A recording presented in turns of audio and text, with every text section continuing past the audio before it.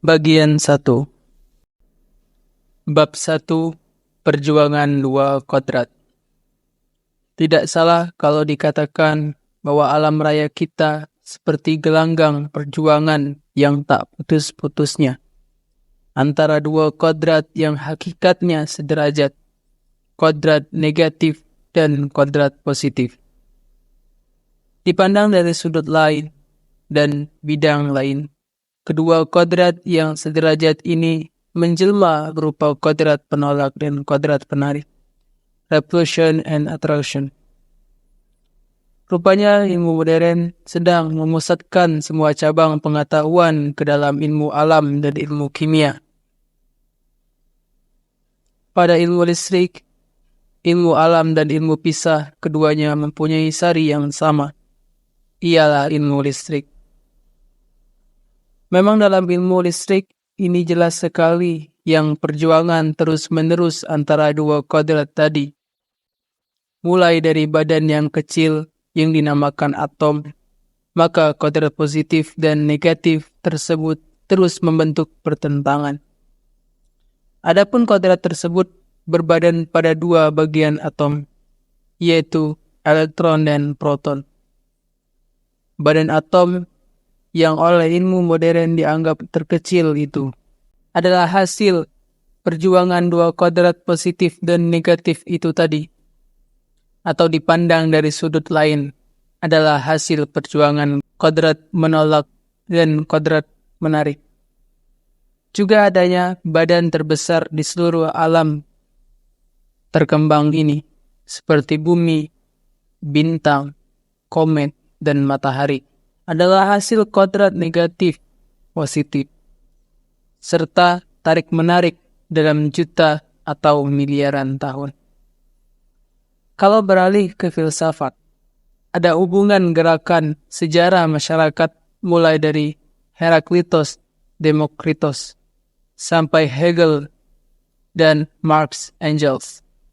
Berdasarkan perjuangan dua kodrat tersebut, maka adalah filsafat kita ibaratkan dengan perjuangan tesis dan antitesis yang menghasilkan sintesis terus-menerus tak putus-putusnya.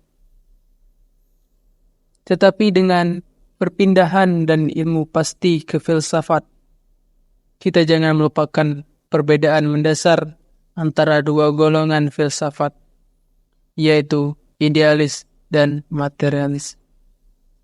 Dialektika Hegel berdasarkan absolut ide rohani mutlak, sedangkan bagi Heraklitos, Demokritos, dan Marx Engels, dialektika adalah berdasarkan benda, mater.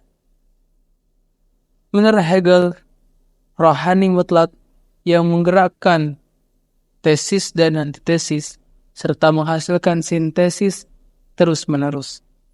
Laksana tesis sayap kanan dan antitesis sayap kiri. Dan sintesis seekor burung yang terbang melambung tinggi di angkasa terus-menerus dan tak pernah turun ke tanah. Position, ignoration, dan ignoration. Dalam ilmu alam, Heraklitos dan Demokritos tak pernah meninggalkan daratan. Hasil pemikiran kedua ahli ini diantaranya adalah hipotesis adanya molekul dan atom, yang di zaman mereka tidak dapat dilihat dengan mata telanjang, tapi sekarang dibenarkan ilmu modern melalui teropong, yakni sesudah kurang lebih 2.500 tahun hipotesis itu didapatkan. Saya tidak bermaksud menguraikan pandangan hidup Weltanschauung dalam buku ini, karena sudah diuraikan sebelumnya dalam Madilog. Pandangan di atas dikemukakan sedikit sekedar untuk mengembangkan kondisi perjuangan antara positif dan negatif, antara kodrat penolak dan kodrat penarik, antara tesis dan antitesis dalam dunia hukum. Bukan hukum dalam pengertian umum, melainkan beberapa masalah yang bersangkutan hukum.